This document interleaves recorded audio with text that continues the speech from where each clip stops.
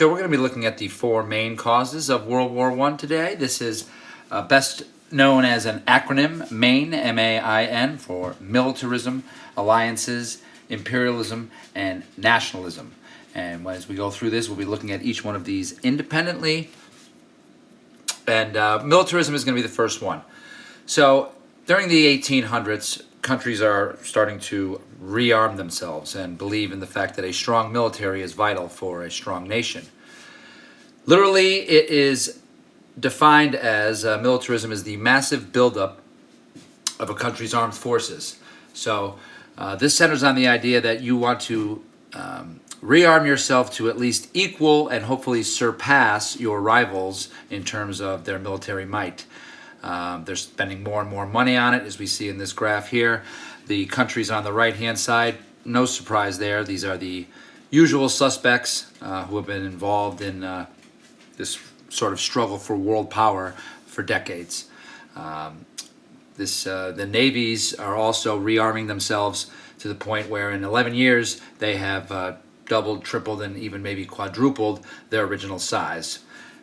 What does this all mean? Well, when you have nations who are rearming themselves and making militaries that perhaps 5 years previously were only at 100,000, they're now in the millions, eventually you're going to want to use that military and see what it can do. There's also a lot of talk about, which military is the strongest, sort of these hypothetical questions, who would win if, and eventually people get curious enough to test it out. All right, militarism is the first one's alliance system is the second. It's called alliances or the alliance system. Easiest way to remember this is it's like the buddy system, so safety in numbers. Literally, an alliance is an agreement or friendship between two or more countries.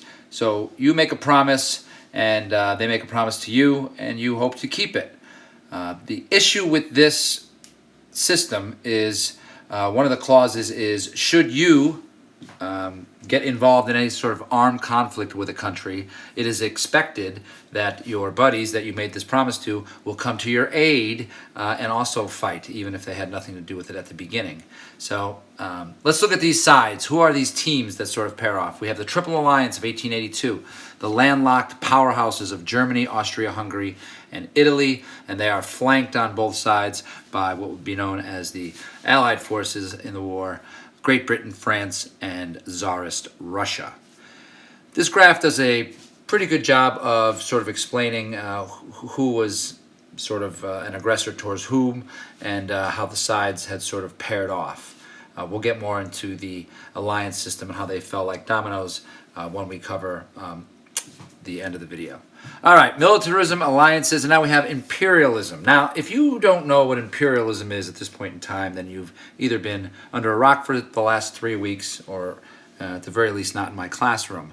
So just to refresh, in case you didn't get it the first 6 times, imperialism is the policy of one country using its power and influence to take over another. And this could be done for a variety of reasons. You're looking to establish trade, you're looking to have overseas bases for your military, could be that you're looking to spread your religion or your ideology, maybe you just want to tap into the natural resources. It's essentially a land grab, and many of the major players in Central and Western Europe have been playing this game for a while, like England, who we saw earlier in the unit with their involvement in India and South Africa. If any of this is maybe boring to you or you're not interested at all, we could always be doing something like this. Mr. DeStasio thinks he's funny. He put this in here. Yeah, maybe we can cover this kind of stuff to liven things up. If that's true, then I suggest other activities such as watching paint dry or counting ceiling tiles. So, all right, back to the good stuff here. The final one is nationalism. So in the 1800s, more and more people are able to read, and the increase. Oh, I forgot we have this little ticker on the bottom here.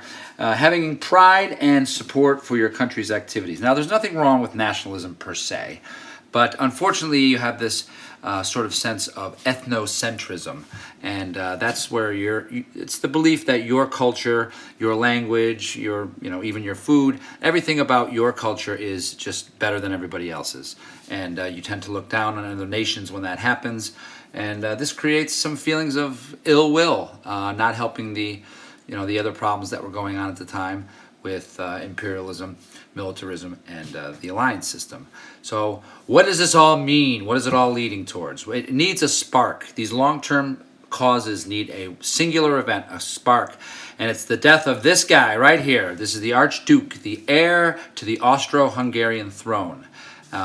He is on a visit to Bosnia-Herzegovina when there's an assassination. He is shot during a parade by this guy, Gavrilo Princip.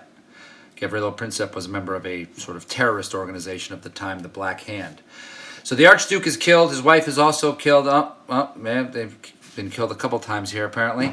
And then the alliances come into play. So you have the dates and some of the major players starting to declare war. At the end of the day, what's going to be the cost of all this? Well, here's the approximate casualties.